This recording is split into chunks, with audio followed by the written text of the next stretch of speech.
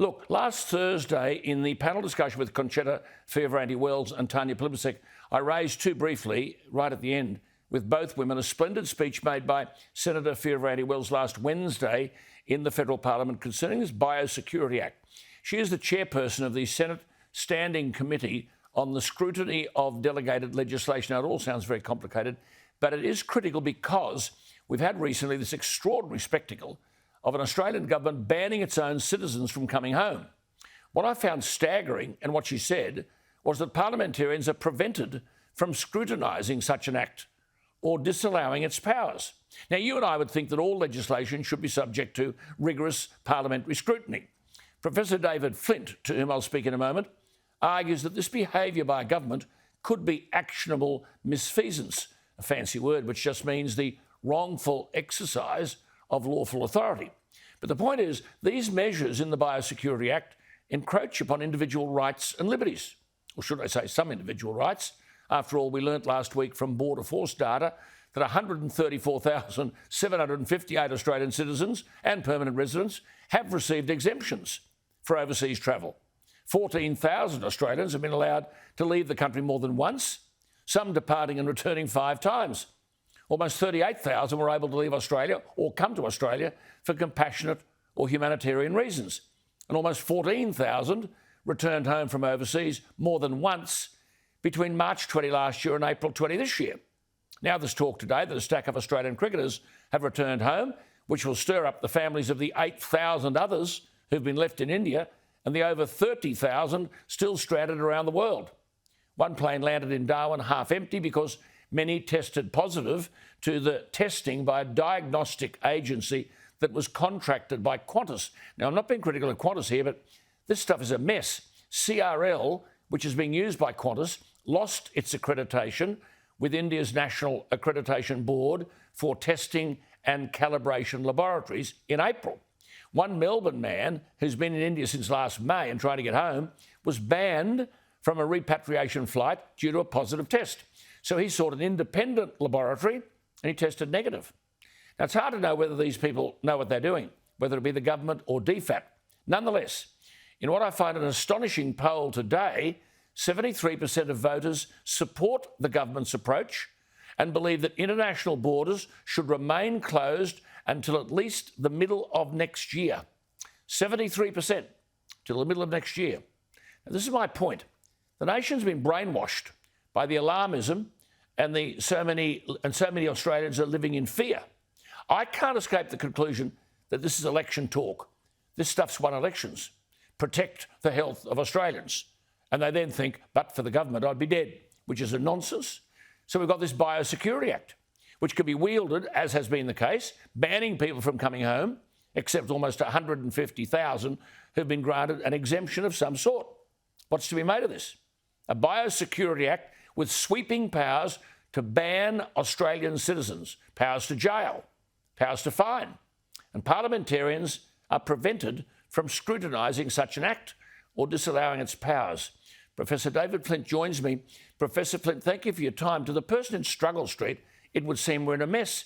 You can't leave the country. You can't get into the country. Vaccination is supposed to be the answer, but people aren't getting vaccinated at the rate recommended by the government. And because your systems don't work, threaten these draconian punishments if anyone defies the government. Professor, where does democracy fit into this? Democracy means, and we've learned this, Acton taught us that power tends to corrupt. We must have checks and balances. We must have scrutiny in our system. It's no point the politicians saying medical advice is this or medical advice is to send people to prison for 6 months. Anybody knows, for example, who is in legal practice and goes to a court concerning, say, a medical case, there are experts on both sides. Both lawyers employ experts who genuinely have different opinions. There's no such thing as a special individual piece of advice on a number of issues. And for a minister to merely say, I am doing this because of medical advice is wrong. There should be checks and balances. We used to have the scrutiny of the power of disallowance. That was a general piece of legislation, but is now quite often taken out, and senators don't seem to notice that they've lost the power to discuss and then disallow subordinate legislation which is obviously beyond power. And something of this nature, something so important, should surely go to the Executive Council. There should be a provision that that should be in place, because at least then it's looked at by somebody different. And an appropriate governor or governor-general will, as Sir Guy Green said, he will ask for proof that he has the power to do what is being proposed, that is legally within power. If there are any conditions on the exercise of that power, these have been fulfilled. And in this case, in relation to overseas travel, it's pretty clear that the reason there is a power in the minister to stop us from going overseas is to stop us from infecting other countries. And there are other ways to do this than stopping everybody from leaving the country if they want to. One way would be to require that anybody who gets onto a plane must first be tested before they leave the country. How they get back in, of course, is another question. And of course, it is quite right for governments in relation to a particular outbreak to say, well, for the time being, we won't have people coming from that particular area because there's an outbreak there. But when things improve, we'll certainly let them come in. But to say that Australian citizens can't come into Australia and they commit an offence if they come back into Australia is extraordinary. Just come to this point that you made. Back into Australia. Yeah. Just come back to this point that you made, because this is subordinate legislation, just so that our viewers understand what that is, subordinate legislation. Well, this means that the Parliament can't provide for everything. So they have a provision in the legislation which allows the minister to make regulations or to make orders under a section of the Act to achieve the objectives of that Act. Correct. Now, if it's an important thing, it should go to the Executive Council. That is the Governor-General being advised by ministers and being able to cast an independent eye over the process to make sure. But just coming back to all the T's. Coming back to your point, so under the Biosecurity Act, these regulations can't be assessed by the Parliament and can't be overridden. So Minister Hunt just says, no one will come home. If you do, 6 years in jail, $66,000 in fine, and that's it.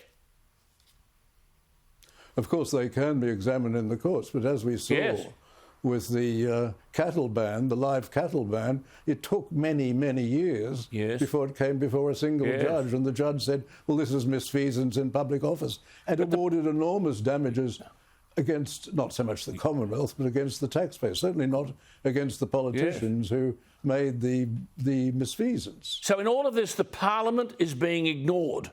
Now, the legislation must have gone through the Parliament in the first place. Does this prove how appalling the scrutiny is? Most probably none of those people have even read the piece of legislation. This is the ridiculous thing. They all have advisors, they have large staffs. And this is the most crucial thing you would think in legislation, to make sure that there are not excesses at the executive level, because there can always be excesses at the executive level. We've really got to control the executive. Just to interrupt you there, David, please just explain, please, just to interrupt, I want you to keep going, but at the executive level, just explain to them the difference between the executive and the Parliament. Well, we have three powers. And this comes from Montesquieu, or the British. The British created it, and Montesquieu saw it and thought, what a good idea. We've divided the three powers: the executive, the legislative, and the judicial. In Australia, in the British system, the Westminster system, we then mix up the executive and the legislative in a way that the Americans don't. In America, the president is completely separate and can't be brought down by a vote of no confidence.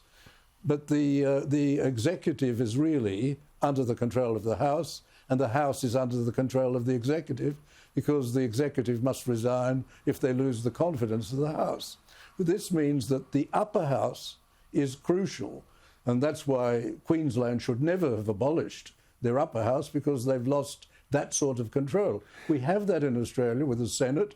It's elected in a different way. It was always intended to be the representative of the states.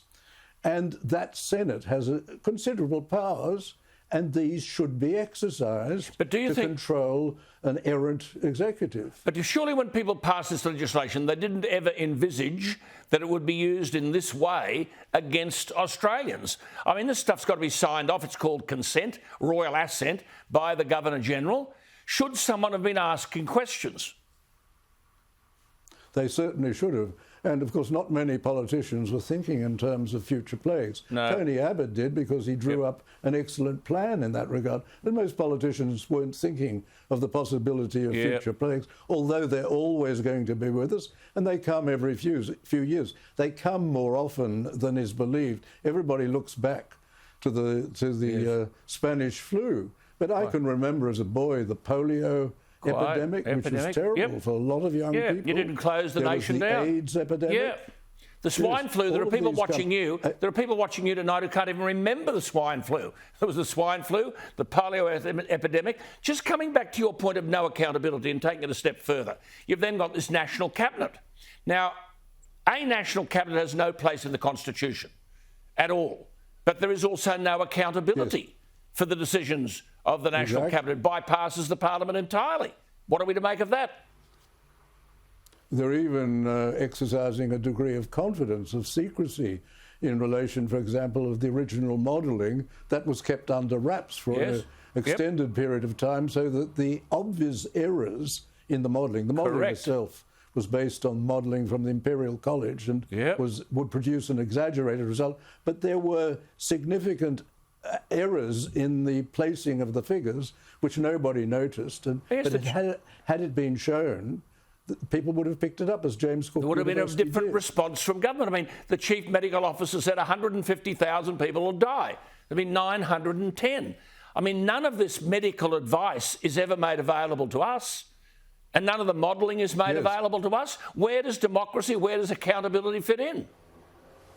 Yes, and there's not one source of infallible medical advice. Remember, in a medical case, before the civil courts, the lawyers for both parties have their own medical experts who give genuine advice because there are differences of opinion among professional people. Lawyers, of course, they're always differing with one another, but so do doctors, so do engineers. All sorts of professional people have different views, and this idea that there is only one truth, as we see, for example, in relation to climate change, there's a lie that all scientists are agreed on the Paris Agreement and that we all must be worried about carbon dioxide emissions. But that's not so. There are plenty of scientists who have different views from those which come out of Paris. Do you believe this behaviour of a government is actionable? Ministers wielding power, restricting Australians in the exercise of their fundamental rights? I mean, common law rights. We all have common law rights to carry on business, to work, to move around the country. Who is challenging this? Where is the scrutiny on any of it? I agree entirely. Unfortunately, the law takes a long time, as we saw with the live cattle ban. Fortunately, the judge who decided that was a brilliant decision. Justice Areres came to a brilliant decision and found that that was a misfeasance in public office. But of course, it's the taxpayers who are going to pay many years later. The politicians involved are now on their gold-plated superannuation, enjoying perhaps other positions in life, the sort of things that politicians normally get. And this is something which doesn't really provide justice. It does provide justice in terms of damages after many years for some people, but that's not sufficient. Just coming back to your earlier point, therefore, about the flawed modelling, the flawed advice, the belief that one piece of advice was perfect, and on that basis, the government put the nation into an economic coma. Now, are we in the state now, after the budget and so on, where the government is now trying to have the electorate forget that it was government, not the virus, that imposed the economic depression from which our grandchildren won't recover? The modelling was wrong. The advice was wrong. The chief medical officer said 150,000 people would die. They were following the science. We weren't told what the science was. So they ruined the economy on flawed modelling. Who is accountable for that? Well, unfortunately, that was a terrible thing. The lockdown of small business weddings and funerals, and of course going on to Bondi Beach. All of these were locked down. They locked down, as I said, they locked down Bondi Beach. The thing is, of course, this virus hates the sun, apparently, and the wind, and Bondi Beach was the perfect place to go to, rather than sending everybody off Bondi Beach to go up to Campbell Parade, where they're all crowded together, where they could more easily catch the virus. Politicians are not infallible. In fact, they quite often do not have the judgment and wisdom of the average person. And that's why I think you are so right when you invented many years ago the pub test. The pub test is crucial, and what we should do is we should constitutionalise the pub test as the Swiss have. We started doing that in relation to providing that only changes of the constitution approved in a referendum could go through, unlike many other countries. What we need to do is much more ensure that the pub test applies. We can't leave things just to politicians who too often make judgments about elections and power and opinion polls and focus groups. We want judgments being made in the national interest. And I would think that the rank and file have a better idea of the national interest than many of our political leaders. Good to talk to you. Wonderful. Thank you for that, Professor Flint. It's been very educative and most informative, and I thank you for joining us tonight. We'll talk again soon, I hope. Professor David Flint. Thank you. They're very, very interesting points, aren't they? The simple point about it, of course, is the total lack of accountability. I mean, the modelling was flawed. Where is the science? We're never allowed to see it. The basis on which any of these decisions are made, they're made, and then at the end of the day, we pay the price.